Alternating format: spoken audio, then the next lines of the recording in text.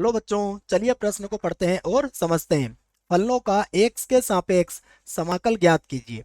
और बच्चों में फलन दिया है e की घात x और sin की घात 2x। ठीक है बच्चों, तो प्रश्न को हल करने से पहले प्रश्न के लिए बच्चों हम मुख्य अवधारणा लिख लेते हैं बच्चों। तो प्रश्न की देखिए मुख्य अवधारणा। मुख्य अवधारणा में बच्चों हम समाकलन ज्ञात करने के लिए कुछ सूत्रों को लिखेंगे बच्चों। ठीक है, तो देखो इसमें बच्चों सर्वप्रथम हम एक सूत्र लिखेंगे जिसका प्रयोग हम यहाँ पर करेंगे।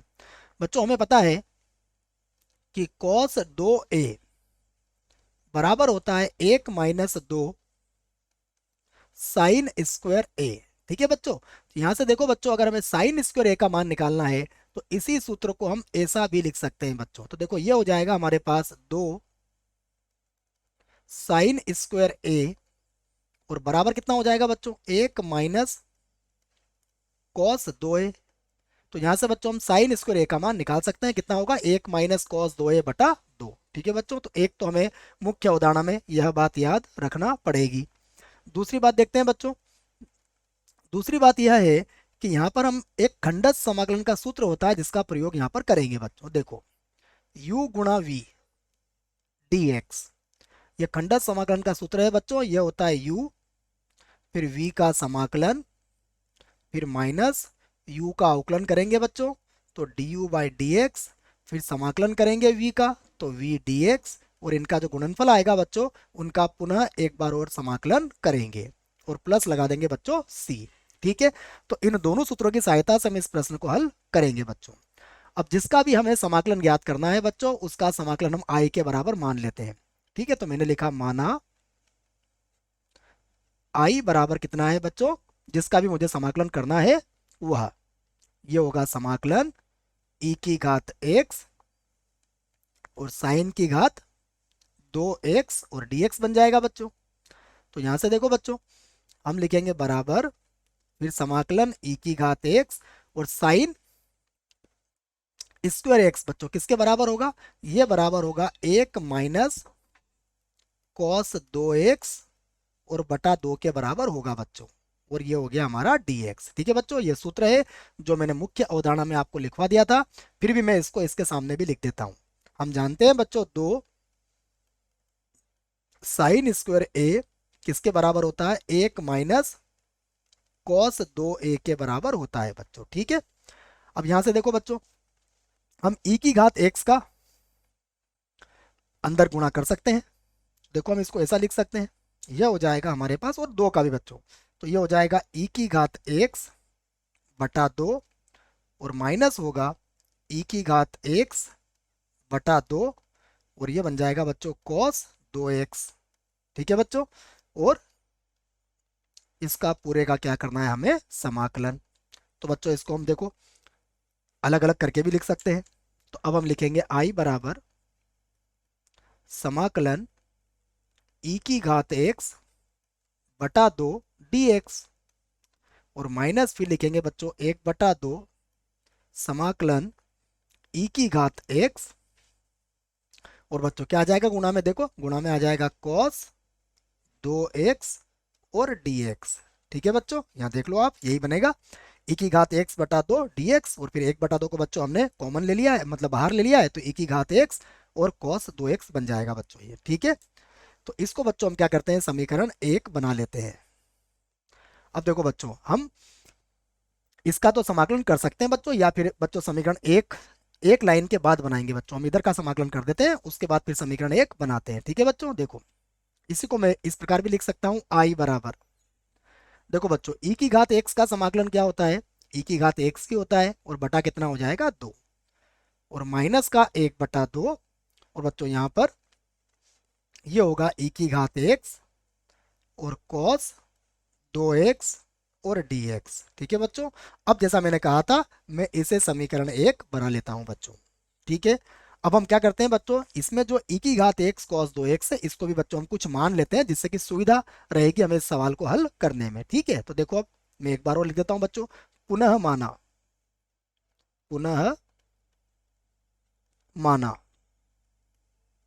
देखो बच्चों पुनः मैंने ये मान लिया कि i1 बराबर, ठीक है बच्चों, यहाँ पर आई था तो मैंने इसको आई वन आई डेस जो भी आप मानना चाहो। आई वन बराबर बच्चों मैंने मान लिया कॉस 2x और गुणा ई की घात x और dx। ठीक है बच्चों, अब यहाँ पर देखो मैं खंडत समाकलन लगा सकता हूँ। तो देखो बच्चों, अब आई वन बराबर क्या हो जाएगा, तो अब आई वन बराबर होगा कॉस 2x, उसके बाद समाकलन ई की घात x dx, उसके बाद माइनस, अब डी बाई डी एक्स होगा बच्चों कॉस 2x का अवकलन, और फिर समाकलन होगा ई की घात x का, और ये हो जाएगा dx। ठीक है बच्चों, और जो भी इनका गुणनफल आएगा उसका फिर से बच्चों हमें समाकलन करना पड़ेगा। फिर से लिखता हूं बच्चों, आई वन बराबर ये होगा कॉस 2x और गुणा ई की घात x का समाकलन ई की घात x ही होता है, फिर माइनस समाकलन, देखो बच्चों कॉस 2x का अवकलन करेंगे तो ये होगा माइनस का 2, और ये बन जाएगा साइन 2x।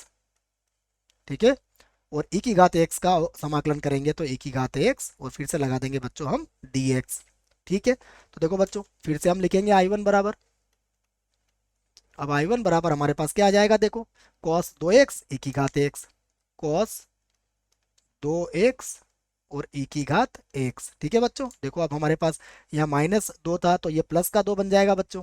ठीक है, तो इसको मैं प्लस का 2 लिख लेता हूँ, तो ये होगा प्लस का 2, और समाकलन के अंदर होगा साइन 2x और गुणा ई की घात x, और ये बन गया dx। ठीक है बच्चों, देखो फिर से हम लिखेंगे आई वन बराबर, अब cos 2x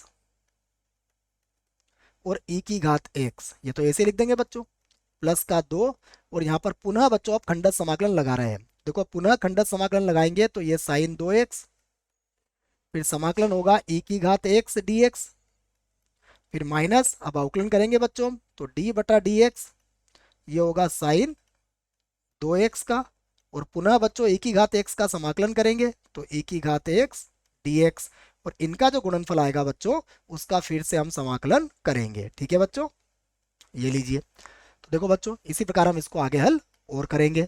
तो अब देखो आई वन बराबर कॉस 2x गुणा ई की घात x, और बच्चों इसको 2 से गुणा कर देंगे तो ये होगा प्लस का 2 साइन 2x, उसके बाद ई की घात x का समाकलन ई की घात x ही होगा, यहाँ भी देखो 2 से गुणा कर देंगे तो ये होगा माइनस का 2 समाकलन, अब साइन 2x का बच्चों हम अवकलन करेंगे, साइन 2x का अवकलन होगा 2 कॉस 2x, क्योंकि साइन का कॉस होता है बच्चों और गुणांक हमेशा अवकलन में गुणा में आता है, और ई की घात x का समाकलन ई की घात x ही होगा। ठीक है बच्चों, चलिए फिर से आगे बढ़ते हैं, तो आई वन बराबर, यहाँ से देखो ई की घात x से आप तो कॉमन ले सकते हो आप, तो ई की घात x मैंने कॉमन ले लिया, तो यहाँ पर होगा मेरे पास कॉस 2x और प्लस का हो जाएगा 2 साइन 2x। ठीक है बच्चों, देखो यहाँ 2 से 2 को गुणा करूंगा बच्चों तो कितना आ जाएगा, ये आ जाएगा 4, और बच्चों इसको ध्यान से देखो आप, cos 2x और e की घात x, यह देखो बच्चों हमने किसके बराबर माना था, इसको हमने आई वन के बराबर माना था बच्चों। देखो यहाँ पर ये हमारे पास आई वन है बच्चों, ठीक है ना, चाहो तो समीकरण 2 दे दो, तो ये हमने आई वन का मान फिर से रख दिया है। अब देखो 4 आई वन को इधर लाओ बच्चों, तो ये हो जाएगा हमारे पास 5 आई वन, और बराबर हो जाएगा e की घात x, और यहाँ पर हो जाएगा cos 2x। ठीक है बच्चों, और प्लस ये हो जाएगा हमारे पास 2 साइन 2x। ठीक है बच्चों, अब यहाँ से बच्चों 5 को बटे में ले आते हैं, तो देखो आई वन बराबर ये होगा e की घात x, बटे में होगा बच्चों 5, उसके बाद होगा cos 2x, उसके बाद प्लस का 2 साइन 2x। ठीक है बच्चों, और देखो आई वन का मान आया है तो हम यहाँ पर एक अचर ले लेते हैं बच्चों c1, और इसे बना देते हैं बच्चों समीकरण 3। तो ये जो आई वन का मान है बच्चों ये हम कहाँ रख देंगे, ये हम रख देंगे बच्चों समीकरण 1 में। ठीक है, तो हम लिख सकते हैं बच्चों अब समीकरण 1 से, समीकरण देखो बच्चों जो बनाई थी मैं एक बार और देख लेता हूँ, हमने क्या बनाई थी उसका समीकरण, हमने बच्चों हाँ समीकरण 1 ही बनाई थी बच्चों। ठीक है, तो वही लिख रहा हूँ मैं समीकरण 1 से। देखो बच्चों आई बराबर क्या होगा, अब हम लिख सकते हैं आई बराबर क्योंकि समीकरण 1 में हमारा आई ही था। आई बराबर क्या था बच्चों, देखो ये था हमारे पास ई की घात एक्स बटा दो, तो ये हो जाएगा ई की घात एक्स और बटा दो, और उसके बाद क्या था बच्चों, माइनस एक बटा दो, तो इसको लिख दिया मैंने माइनस का एक बटा दो। ठीक है बच्चों, और गुणा, अब देखो हमने जो माना था वो आई1 था बच्चों, आई1 का समाकलन हमने कितना किया है, ये हमारे पास ई की घात एक्स बटा पाँच, और ये सब लिख लेते हैं बच्चों। ठीक है, तो यहाँ पर एक बड़ा सा कोष्टक लगा देते हैं, और ये था ई की घात एक्स बटे में था पाँच, और कोष्टक में क्या था बच्चों, कोष्टक में था कॉस दो एक्स और प्लस का दो साइन एक्स, कॉस दो एक्स और प्लस का दो साइन दो एक्स। ठीक है बच्चों, और प्लस कितना लिया था हमने, अचर C1।